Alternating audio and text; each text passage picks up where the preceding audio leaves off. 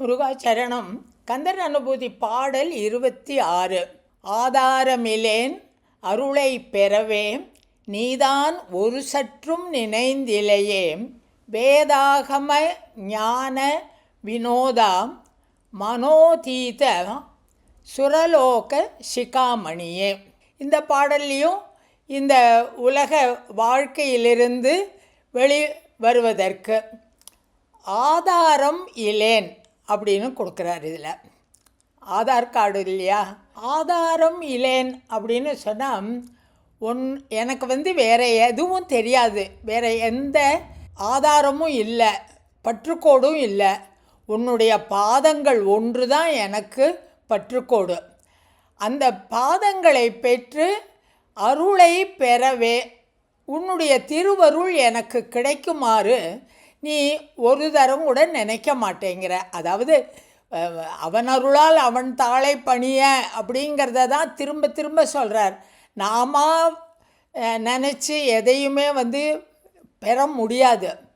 இந்த ஆதாரம் வேணும் அப்படின்னு சொன்னால் நீ இதற்கு அருள் புரிய வேண்டும். அதை முருகனை கூப்பிடுற போதும் வேத ஆகம ஞான வினோதா மனோ அதீதா சுரலோக சிகாமணியே அப்படின்னு கொடுக்குறார். வேத ஆகம ஞான வினோதன். வினோதன்னா பல வகையான குணங்களை உடையவன், பல வடிவங்களை உடையவன். அவன் என்னென்ன வடிவங்களில் இருக்கான்? வேதத்தின் வடிவமாக இருக்கான், ஆகமங்களின் வடிவமாக இருக்கிறான், ஞானத்தின் வடிவமாக இருக்கிறான். வேதங்களின் உட்பொருளாகவும் ஆகம சாஸ்திரங்களின் வடிவமாகவும் இவற்றிலெல்லாம் உறைந்து இருக்கும் ஞானத்தின் வடிவமாகவும் அவன் இருக்கான். அதனால தான் அவனுக்கு சுப்பிரமணியம் அப்படின்னு பேர். உயர்ந்த பிரம்மத்தை கொண்டவன் அவன். வேதங்களுக்கு அடிப்படையாக இருக்கின்ற பிரம்மனுக்கே வேதத்தின் உட்பொருளை உணர்த்தியவன் அல்லவா. வேத ஆகமங்களில் காணப்படுகின்ற அந்த உண்மையான பொருள் என்ன? நமக்கு நம்ம ஹிந்து மதத்தை இது ஹிந்து மதமா சனாதன தர்மமா அப்படியெல்லாம் சொல்கிறத விட இதற்கு ரொம்ப அழகான ஒரு பேர் இருக்குது, வைதீக மதம் அப்படின்னுட்டு. வேதத்திலிருந்து தோன்றியது இந்த மதம். வேதம் என்பது உணரப்பட்டது. வேதம் என்று யாரும் தனியாக எழுதி வைக்கலை, யாரும் சொல்லலை. அது வழி வழியாக ரிஷிகளால் அறியப்பட்டது, உணரப்பட்டது. அதனால தான் நம்ம ஹிந்து மதத்துக்கு வைதீக மதம்னு பேர். அந்த வைதீக மதம் அந்த வேதத்தில் ஆகமங்களில், வேதங்களின் விளக்கமாக ஆகமங்கள், அந்த ஆகமங்களில் சொல்லப்படுகின்ற உட்கருத்தாக விளங்குகிறவன் இந்த முருகன். மனோ அதீதா அப்படின்னு சொல்கிறார். மன அதீதா அப்படின்னா மனதிற்கு எட்டாதவன்.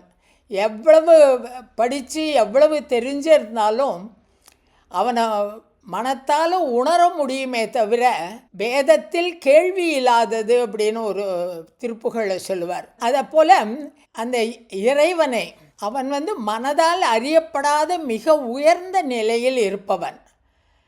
அந்த மனதால் அறியப்படாத நிலை, மனதால் உணரப்படக்கூடிய நிலையில்தான் இருப்பவன் அவன். வேதங்களின் உட்பொருளாக இருப்பவன். அதைத்தான் அடித்து சொல்கிறார். ஆகம ஞான வினோதன் மனோ அதீதன் சுரலோக சிகாமணியே. சுரலோகம் அப்படின்னா தேவர்களின் உலகம். தேவர்களின் உலகத்திற்கு மணியாக விளங்குபவனே, தேவர்களை காப்பாற்றியவன், அதன் மணியாக இருப்பவன். உன் அருளை பெற நீ நினைத்தால்தான் எனக்கு அருள் கிடைக்கும். இந்த ஆதாரம் இல்லாமல், பற்றுக்கோடு இல்லாமல் இருக்கின்ற, ஏனென்றால் எனக்கு உன்னுடைய பாதங்களை தவிர வேறு எந்த பற்றுக்கோடும் இல்லை. அதனால் உன்னுடைய பாதங்களை தவிர வேறு ஒன்றும் தெரியாத எனக்கு, வேறு எந்த ஆதாரமும் இல்லாத எனக்கு உன்னுடைய திருவருள் கிடைக்குமாறு நீ அருள் செய்வாயாக அப்படின்னு இந்த பாடலில் கேட்குறார். முருகாச்சரணம்.